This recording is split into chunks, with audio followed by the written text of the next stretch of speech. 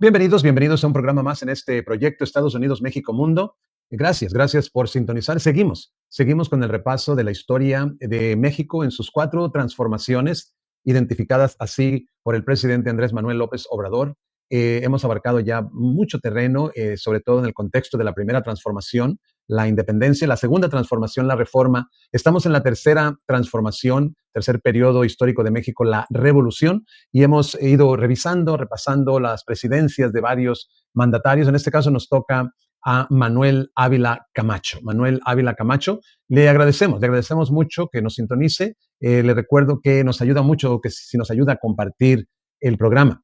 También le recuerdo que este es un proyecto en el que soñamos cambiar el mundo. Queremos un mundo nuevo, un mundo mejor, y para ello estamos tratando de rescatar la esencia de la historia para conectar el pasado con el presente y poder plantearnos un nuevo mundo, un nuevo sistema, un nuevo proyecto de nación. Identificar, de hecho, la cuarta transformación, que eso es lo que proclama, ver si tiene base histórica y si sí, pues motivarnos para sumarnos y participar en este cambio histórico. Muchas gracias de nuevo, muchas gracias. Seguimos pues pidiéndole que nos ayude a compartir este programa. Pues vamos a entrar en materia con lo que tenemos preparado para usted el día de hoy y vamos entonces a darle lectura a los puntos importantes sobre la presidencia de Manuel Ávila Camacho. Muy bien.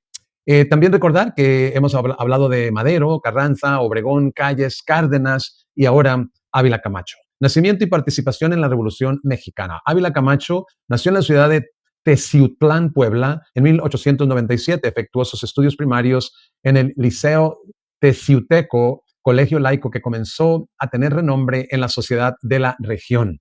Cursó el nivel bachillerato en la Escuela Nacional Preparatoria. Sus hermanos Maximino y Rafael fueron también funcionarios en el gobierno mexicano y los tres lo fueron en el mismo periodo.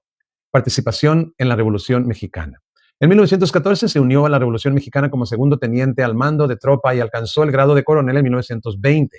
Ese mismo año se desempeñó como jefe del Estado Mayor del general Lázaro Cárdenas, quien se desempeñaba como jefe militar y gobernador de Michoacán. Cárdenas y Ávila Camacho se hicieron buenos amigos. Para 1929 aparece combatiendo bajo las órdenes del cardenista Rafael M. Pedrajo contra la rebelión escobarista. Sus acciones en campaña le permitieron alcanzar ese mismo año el grado de general de brigada. En 1933 a 1934, a horcajadas entre las administraciones de Pascual Ortiz Rubio y Abelardo L. Rodríguez, Ávila Camacho se desempeñó como oficial mayor de la Secretaría de Guerra y Marina, antecedente de la actual secretaria de la Defensa Nacional, a la que regresaría 2 años después para actuar como titular del ramo desde 1936 y hasta 1939 durante la presidencia de Lázaro Cárdenas. Ávila Camacho renunció a esa dependencia para ser nombrado candidato a la presidencia de México del recién creado Partido de la Revolución Mexicana. Candidato presidencial. Más temprano de lo que Cárdenas hubiera querido, se desató la carrera de la sucesión. Las fuerzas internas se orientaron por los generales Manuel Ávila Camacho, en ese tiempo el secretario de la presidencia, y Francisco José Mújica. Los grupos anticardenistas postularon a Juan Andrew Almazán por el Partido Revolucionario de Unificación Nacional. Aparentemente, se pensaba que la elección lógica de Cárdenas sería Francisco Mújica. Sin embargo, el presidente hizo a un lado a dicho hombre y se decide por un militar moderado, su antiguo y fiel lugarteniente Manuel Ávila Camacho. Cárdenas mismo reveló los motivos de su decisión. Se abre cita. El señor general Mújica, mi muy querido amigo, era un radical ampliamente conocido. Habíamos sorteado una guerra civil y soportábamos, a consecuencia de la expropiación petrolera, una presión internacional terrible. ¿Para qué un radical? La elección se llevó a cabo el 7 de julio de 1940 con 2.476.641 votos a favor de Ávila Camacho en medio de diversas irregularidades. Los enfrentamientos entre los partidarios de Almazán y Ávila Camacho dejaron un total de 30 muertos y 158 heridos solo en la Ciudad de México. También se reportaron incidentes en otras ciudades del país.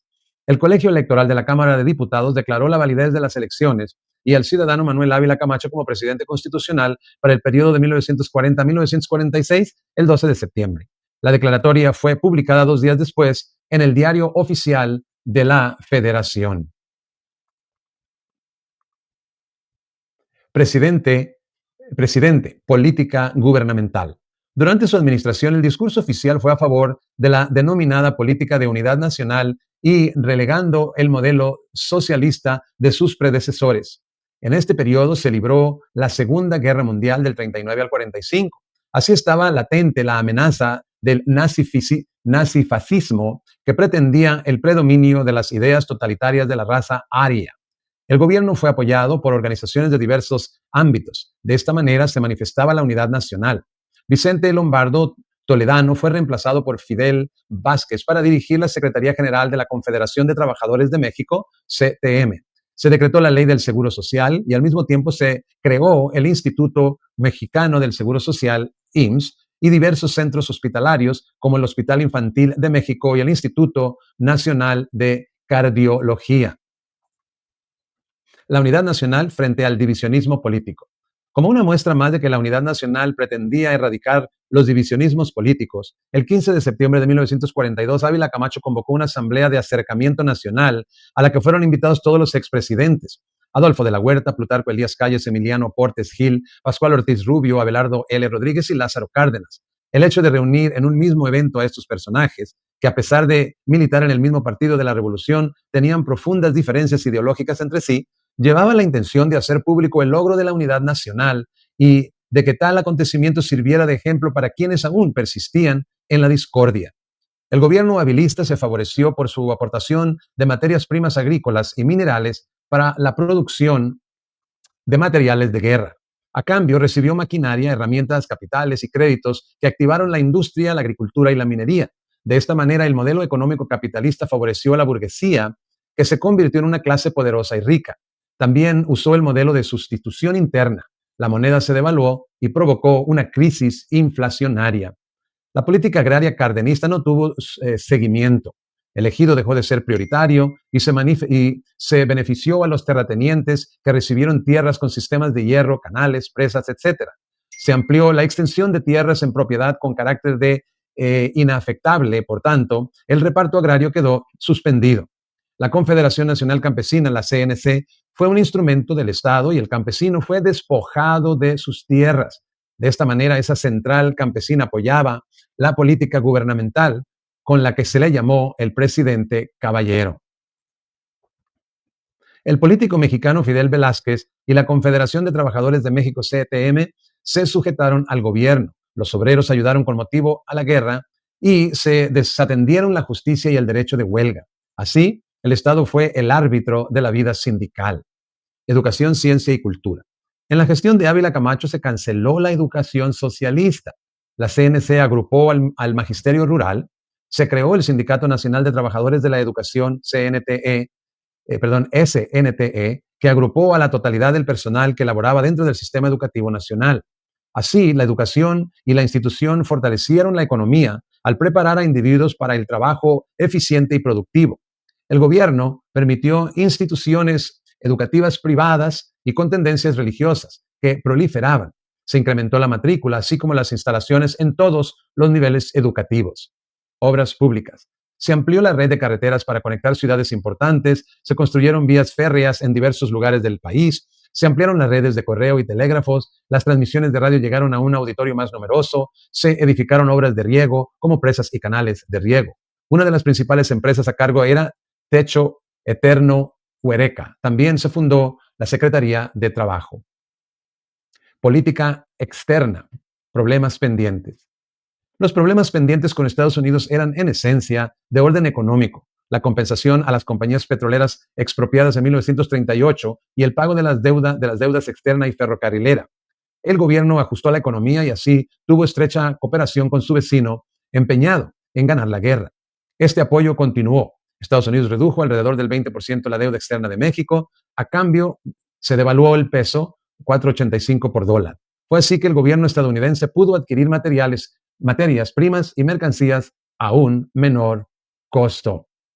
Acuerdo bilateral de comercio. Otro aspecto importante en las relaciones México-estadounidense en tiempos de Ávila Camacho fue un acuerdo comercial firmado en diciembre de 1942. Mediante el convenio con México, el gobierno de Estados Unidos tendría la venta exclusiva de México de toda la producción exportable de de materiales estratégicos para la guerra y de fibras duras. A cambio, Estados Unidos se comprometía a vender a México productos necesarios para su desarrollo industrial. La firma del acuerdo bilateral la firma del Acuerdo Bilateral de Comercio provocó en México reacciones adversas por la desconfianza al gobierno de Estados Unidos, debido a que siempre trataba de obtener enormes ventajas en su trato comercial con México. México en la Segunda Guerra Mundial. El 13 de mayo de 1942, el buque mexicano Potrero del Llano fue hundido cerca de las costas de Florida en el Golfo de México por submarinos alemanes, pereciendo 5 marinos mexicanos. Ante este hecho, México demandó al ministro de Relaciones Exteriores de Alemania que si en el plazo de 7 días, contados a partir del 14 de mayo del 42, el país responsable de la agresión no procedía a pagar los daños y perjuicios causados, el gobierno mexicano adoptaría las medidas que reclame el honor nacional. Esa misma noche, el presidente Ávila Camacho emitió un anuncio dirigido a la nación, comunicándole que un submarino de las potencias del Eje había hundido en el Atlántico el buque de matrícula mexicana Potrero del Llano y que de no satisfacerse las reclamaciones, a partir del día 22 existirá un estado de guerra entre México y las potencias del Eje. El 20 de ese mismo mes, otro buque, tanque llamado Faja de Oro, también es torpedeado y hundido. Italia y Japón no respondieron a la protesta y la Cancillería alemana se rehusó a recibirla. México, eh, México entró así a la Segunda Guerra Mundial. El gobierno mexicano envió al Escuadrón 201, integrado por 300 hombres, que fue una agrupación de la Fuerza Aérea Mexicana que fue enviada a combatir por México como parte de los aliados. El general Ávila Camacho declaró ante el Congreso de la Unión el 22 de mayo de 1942, al declarar la guerra a las potencias del Eje, se abre cita: el estado de guerra es la guerra. Sí, la guerra, con todas sus consecuencias. La guerra que México hubiera querido proscribir para siempre de los métodos de convivencia civilizada, pero que en casos como el presente y el actual desorden del mundo, constituye el único medio para reafirmar nuestro derecho a la independencia y de conservar intacta la dignidad de la República. Cierra cita. Atentado. El 10 de abril de 1944, Ávila Camacho estaba en el Palacio Nacional y se dirigía a las 9:30 a sus oficinas para comenzar sus labores. Cruzó el patio mientras había una guardia de honor interpretando una marcha. Al salir del elevador se le acercó un teniente de artillería de filiación sinarquista, José Antonio de la Lama y Rojas, de 31 años, quien fue saludado por el propio Ávila. De la Lama le preguntó: señor presidente, ¿cómo está usted? A lo que le contestó: ¿cómo te va? ¿Qué andas haciendo? Momento en que el atacante disparó contra el primer mandatario con su arma de cargo calibre 45. El presidente caballero, entre comillas, se abalanzó sobre el agresor y resultó ileso, pues portaba debajo de su traje un chaleco antibalas, desarmándolo. Ya en el elevador, Ávila le preguntó a De la Lama que qué le pasaba. En este país no hay libertad ni justicia. No nos dejan a los militares entrar uniformados a las iglesias ni a las logias, cierra comillas, le contestó su agresor. Horas más tarde, reportes oficiales citaron que, estando detenido, De la Lama quiso huir, por lo que fue abatido, falleciendo el 12 de abril del mismo año por peritonitis. Después de la presidencia. Una vez terminado su sexenio, Ávila Camacho se retiró de la política y se fue a vivir a su rancho La Herradura. Una vez ahí, él y su esposa se dedicaron a una intensa vida social. A su residencia llegaron personajes de las altas esferas, entre ellos Rita Hayworth, Emil Ludwig, Carlos Chávez, José Clemente Orozco, Manuel Suárez y Suárez, Juan Rulfo, Dolores del Río, Carlos Pellicer, Eleanor Roosevelt, Harry S. Truman, los príncipes Felipe de Edimburgo y Bernardo de Holanda, los duques de Windsor, Fulgencio Batista, Orson Welles. Para ese tiempo, el general y su esposa radicaban en un enorme terreno en el que había un rancho ganadero y una lujosa residencia compuesta por 3 hermosas edificaciones, todas amuebladas y adornadas espléndidamente con muebles finos italianos y franceses, cuadros y esculturas, porcelanas y platerías, vajillas y candiles componían la residencia de Ávila Camacho. Tan grande era la propiedad que tiempo después fue convertida en un fraccionamiento que lleva el mismo nombre del rancho de los Ávila Camacho. El matrimonio conservó más de 5,000 metros de jardín. Además, el lujoso hogar de don Manuel y de doña Soledad estaba dotado de una biblioteca con libros de la disciplina militar. El general Manuel Ávila Camacho, también llamado el presidente caballero, se caracterizó por emplear la estructura corporativa del PRI para menguar los problemas sociopolíticos durante una época conflictiva, aunque no logró su total solución. Vida personal y muerte. Camacho conoció a Soledad Orozco en Sayula, Jalisco, mujer con quien iniciaría un noviazgo y posteriormente convertiría en su esposa. Se casaron el 20 de noviembre de 1925 en Sayula, no tuvieron hijos. Manuel Ávila Camacho falleció en su rancho el 13 de octubre de 1955. Sus restos y los de su esposa fueron sepultados en un mausoleo dentro del Panteón Francés de San Joaquín, ubicado en Ciudad de México.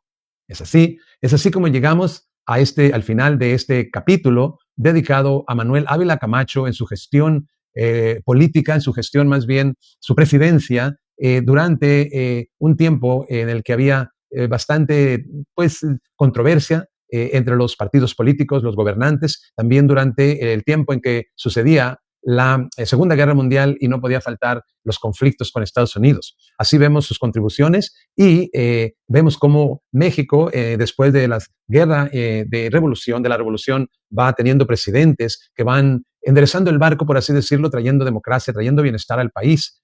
Así es que así es como terminamos el programa de hoy. Muchas gracias por haber sintonizado. Nos vemos entonces en el próximo programa. Pásenla muy bien.